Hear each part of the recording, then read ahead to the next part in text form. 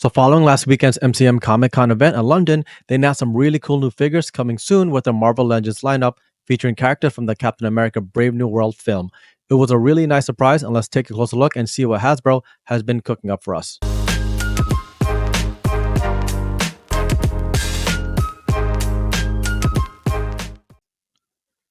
Hey, what's up, guys? Welcome back to the channel. So today we'll be taking a dive into the new figures coming soon from Hasbro. These figures were announced last weekend during the MCM Comic Con event in London and featured three characters from the upcoming MCU film Captain America Brave New World, right?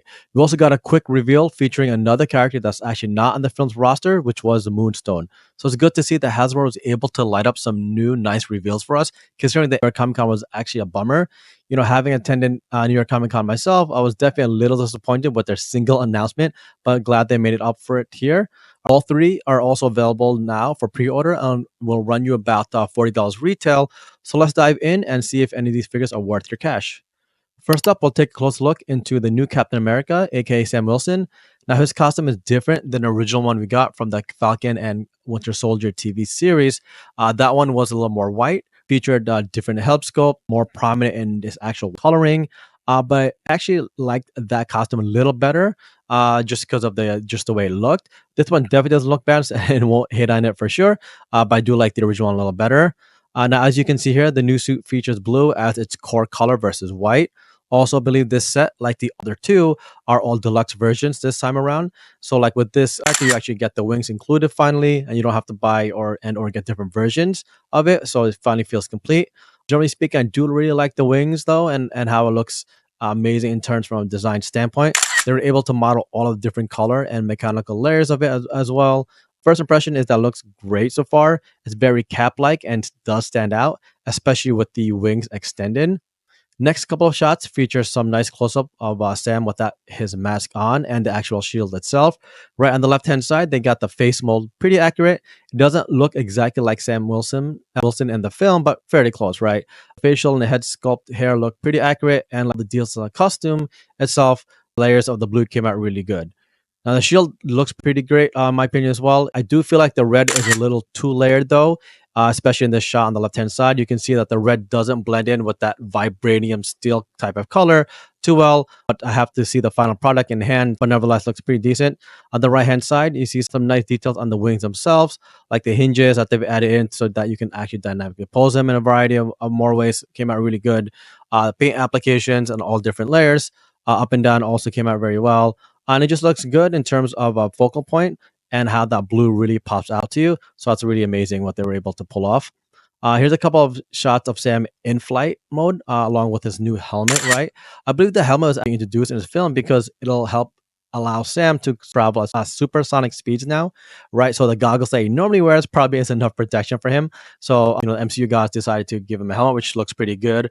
It gives him that sort of Air Force feel like on the character himself. And then here on the left-hand side, it looks really good in that flight mode, right? Like you can easily pose him like this with the shield attached to the back really well and fairly easily. And this is obviously one of his most best and recognizable poses, so it's just really good that they featured it. On the right hand side, you can see Sam with his helmet on again, but the wings are posed symmetrically downward, so you can tell there's some really decent overall articulation. You'll be able to pose them in different static poses and or dynamic ones such as this, right? So I really do like the options I'm seeing so far with Sam. Here are some live shots with the cap box in hand. And shout out to the folks that posted this online. I'm actually not sure who did it, but let me in the comments if you recognize who may have taken them. Nevertheless, as you can see in the pics here, he is a deluxe version, like I previously mentioned. It comes with multiple accessories, like a shield, Red Wing helmet, additional hand molds, connecting back pieces, one with the wings and one without, and then the wings themselves, right? So packaging accessories look great so far.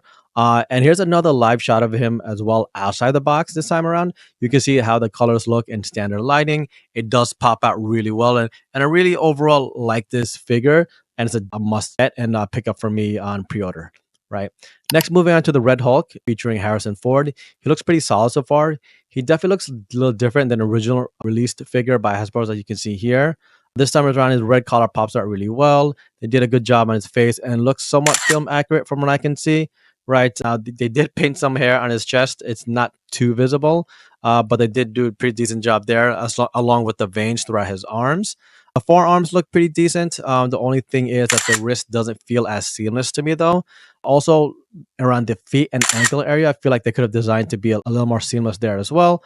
Otherwise, all things considered, this is a deluxe version due to it being oversized, and the way it came out and delivered to us is still pretty good overall, right? Here's a couple of action poses of him, right? You can see on the left hand side, it's pretty good articulation from what we can see. The arms seem to rotate well, good movement in the elbow area, ab crunch, see some good extension towards the back. And what I'm seeing is the hip joints move pretty well, right? As well as the knee bend. So overall, pretty decent articulation there. And on the right hand side, looks like he's about to run and stomp at you.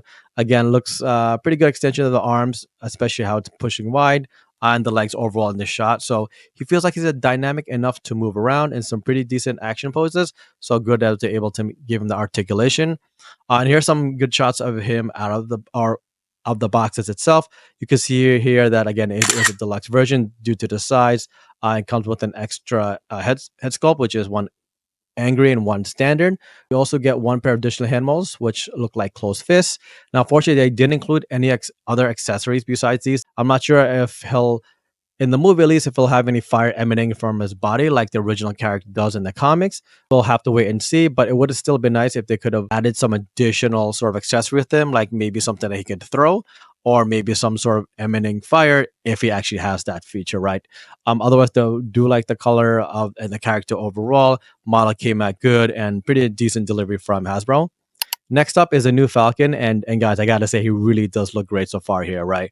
I'm glad they're really introducing I think Joaquin Torres is, I think is his name, Falcon character into the movie as well. We've seen him before, but this is the first time you'll see him as Falcon. He's not as well known, obviously, but always good to have another sort of military type of flyer hero in the MCU, right?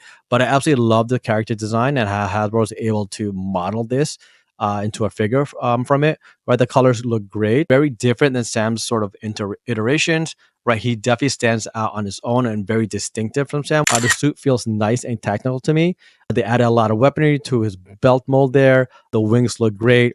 His helmet also looks amazing and more different than Sam's, but he still gives you that new age sort of Falcon vibe, right? While matching the rest of the suit. So first impressions, this suit looks amazing so far. A couple of shots of Torres's in flight and static poses, right? So on the left-hand side, you do get the wings extended look, which look great. Also like the additional handles that they've included in the inner part of the wings themselves, so while he's holding it. The wings themselves have really nice color and details, especially towards the ends of the mold. The body itself looks like it has pretty good articulation as well, especially with the arms extended outwards like you see here with the wings. Overall nice posability from what we're seeing so far. On the right hand side, he's rocking a red wing in his left arm, which is awesome. And he also has that back bracket attached to himself as well. So it's good to see some of the details on the back accessories mold here, how it stands out well, and how you can kind of just position and put them in different poses that allow you to hold the accessories themselves, right? And here's some nice shots of Falcon in the box itself. As you can see here, just like Sam, it comes with a really good amount of accessories, right? Everything from the head and hand molds. You get red wing, the back brackets, along with the wings. And here's another nice shot of him outside the box, right? You can see how great he looks so far, how he stands out on his own from Sam, and how he's very distinct. And definitely looking forward to picking him up as well with the other two characters, right? And last but not least is Moonstone. This was real quickly, so not many details on her yet, at least from what I can see. I believe it will be available, however, on November 7th for pre-order. So definitely be on the lookout for more information as it comes. But you can see here, she does look very similar to Carol, aka Captain Marvel's model. Her hair, very distinctive, right? So it's very different and really like how it came out. So that's a big differentiator for them. Be nice to pair next to Carol so you can really see the difference between the two. They do look similar, but Moonstone has a different look to her face and kind of the power set, right? And although I'm not a big fan of the Dark Avengers, I'm not sure if we'll be picking this up, but I do like the overall figure itself, and we'll see as the day approaches.